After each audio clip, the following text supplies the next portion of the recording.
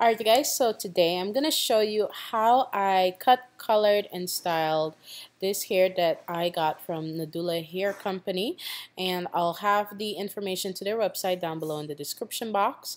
Alright, and I will be letting you know how the hair handled throughout this coloring process. So I already made my wig. Okay, I've done this before. I've done videos where I've shown you how to make these wigs, and there's like tons of amazing videos out there showing you how to make frontal wigs if you're interested in them. I just learned how to make a wig with a sewing machine, you guys. Like, I had to teach myself just by studying the inside of machine-made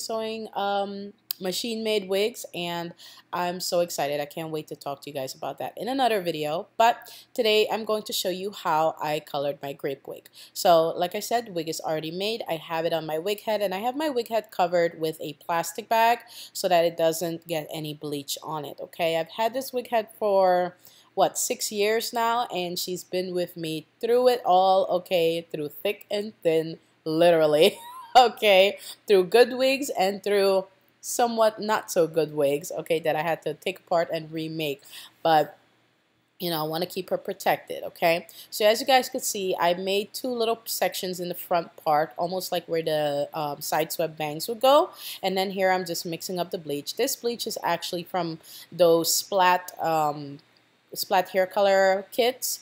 They sell it with bleach inside, so I pretty much just save it up and use it whenever I'm ready to use it. So that's what I used in the front part, but then the rest of the hair I used a cream developer and the quick blue peroxide powder, bleaching powder. Okay, I was pretty much inspired by grapes to do this color. You know, I just wanted to do something different instead of the typical purple wig. So, you know those seedless grapes that they sell in the supermarket? That color, it's not really purple. It's like a burgundy, purpley mixture. Like, it doesn't really, like, I've never seen a color like that before on wigs. So that's pretty much what I use as inspiration for this hair. Okay, so the front part, I'm bleaching that first because I want it to be lighter than the rest of the unit. Certain parts of the wig I will be bleaching first so that I can have lighter, you know, bleached or lighter lifted hair in certain parts and darker hair in certain parts, because I want that effect of the different tones and different dimensions. Okay, so you can use foil, or you can use, I think there's like a special paper that you can use now to put in between bleached hair. But I just use foil. You can get the good foil or the cheap foil. I would recommend the good foil because the cheap foil is a hot mess to work with. It just crumbles and breaks apart. It just doesn't do the job. It doesn't do what I need it to do. Okay. Another thing, when you're applying bleach, you don't want to when you're trying to leave dark roots, you don't want to apply the bleach. I'm sorry if my arm's in the way, but you don't want to apply the bleach to where it's like a straight line between where you bleached and where the dark roots are. You want to section the hair, get in between there, and make it almost like blurred out or random. You know, so it's like random hairs has bleach on it. You don't want it to be like a straight line across, or else it's going to look, you know, like you did it yourself. Okay, so you want to blend it in, not to the root. If you want it to have that rooty look, leave about 1 inch or 1.5 inches worth of hair between the lace and where you're bleaching. Sorry about that, you guys. Lucy's barking. So this part of the hair, I started bleaching towards the bottom end of the hair and then work my way up. And as you guys could see, I'm using my brush sideways to kind of blend out that straight line. I do not want that, so that's what I'm talking about. And I also use the comb that comes attached to my coloring brush to blend in or to comb in the bleach. Here's the top part of the wig, and as you guys can see, I turn my brush again and try to, you know, take away that sharp look, because the sharp look can really make your, you know, end result look super cheap and tacky looking if, you know, you did it that way and left just a straight line across. The goal is to have your root, the line between the bleached hair and the root, to look soft, okay? Not like a blunt straight line of bleach. Okay, so that's why I'm using the comb to comb through it. That's why I'm turning the brush to kind of give it an angle so I can, you know, have bleach on different parts of here so it's not completely straight. Okay,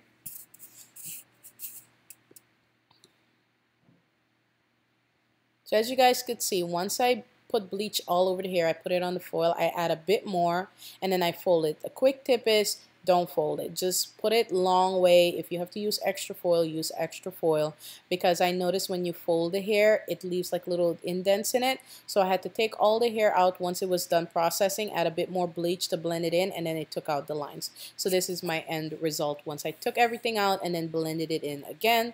And this is how it looks after I washed it, okay? So we got like a bronzy, like honey blonde type of situation going on, but we're not keeping that, okay? So I used a bit of the Adore Gem hair color. This is a semi-permanent hair color. You can get this in the beauty supply. I ran out of hair dye, so I had to pay double the price for this hair dye on Amazon because I was just not willing to drive that far to the beauty supply. But definitely get in the beauty supply if you can, because it's really expensive on Amazon. So I use the Violet Gem, I use the African Violet, and I use the L'Oreal indigo color, and I'm just going to mix this all together. And this is pretty much going to get color all over the unit.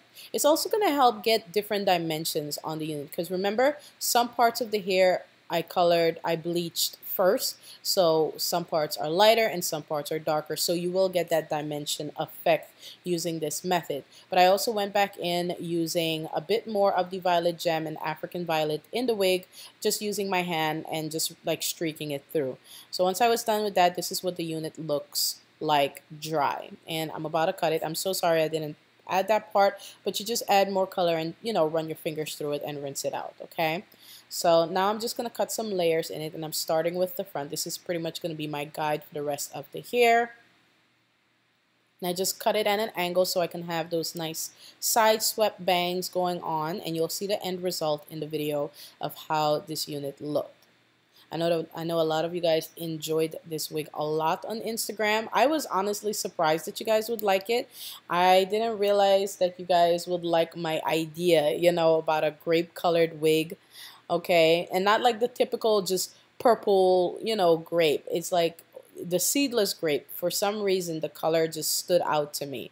Okay, because I've never seen hair like that before, but I also wanted to have, you know, more purple in there as well. Not just the seedless grape color, but I wanted dimensions of some different types of purple in there. So I really love how it turned out, okay? So it looked completely crappy right here because it's not styled. It's freshly washed. You know, it looks crazy. Remember, when you get wigs, doesn't matter what the wig is. If it's human hair, you wash it, it's going to look crazy until you style it, okay? A lot of people don't realize that. They seem to think when you wash a wig that it goes back to the style it was, especially if it's not, you know, a naturally bone straight wig. Even a bone straight wig, you'll have to flat iron that wig. So if you don't know how to style hair, you know, the best thing to do if you don't want to style it, get a synthetic wig that's already styled and it would stay like that. I don't know how long synthetic wigs last, but I do know they get tangled up really fast, but at least you won't have to style it, okay? So, yeah, but there are some good synthetic wigs out there. You just have to pay a little bit extra for them. But you know what I'm saying, right? So human hair, you have to style it to make it look good.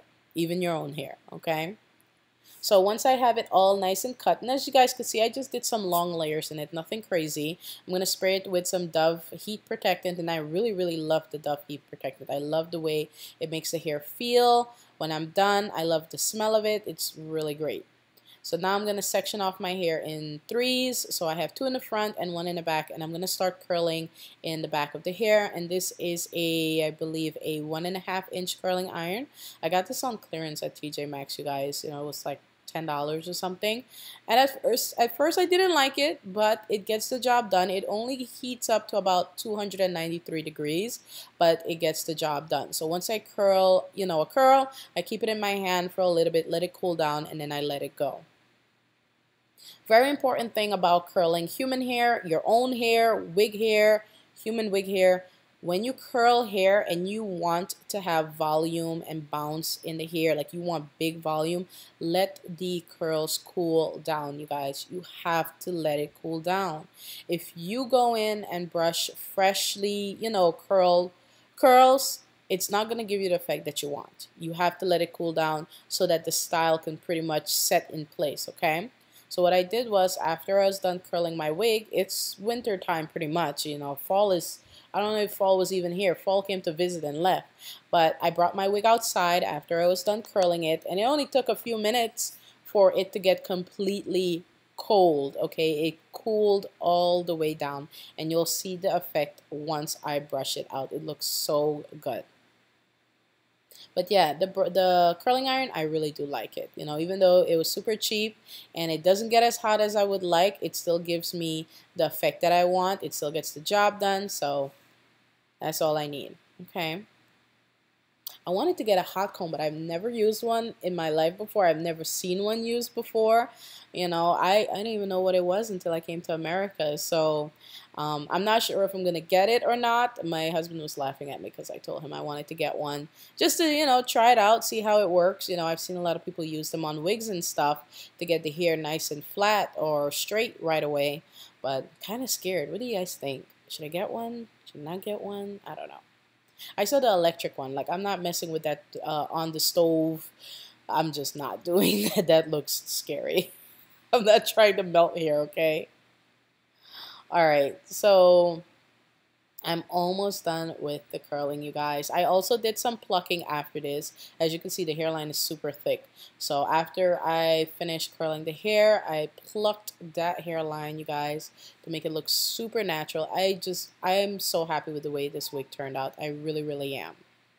And I'm so happy you guys enjoyed it on Instagram, especially, even on YouTube. I really am, like, surprised that you guys liked it and liked my idea.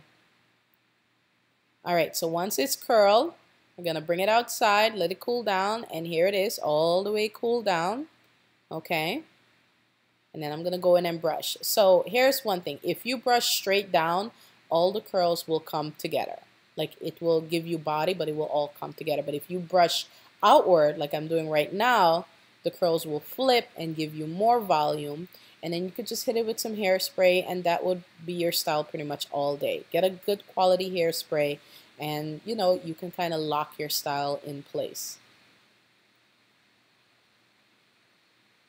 So you see all the long layers that I cut in there, the front side swept bangs that I did. I really love how the cut came out, and it's super easy. Anyone can do it. Just take your time. Okay, take your time. If you're nervous, just get a synthetic, cheap synthetic wig. Practice on that before you work on real hair, before you mess it up, okay?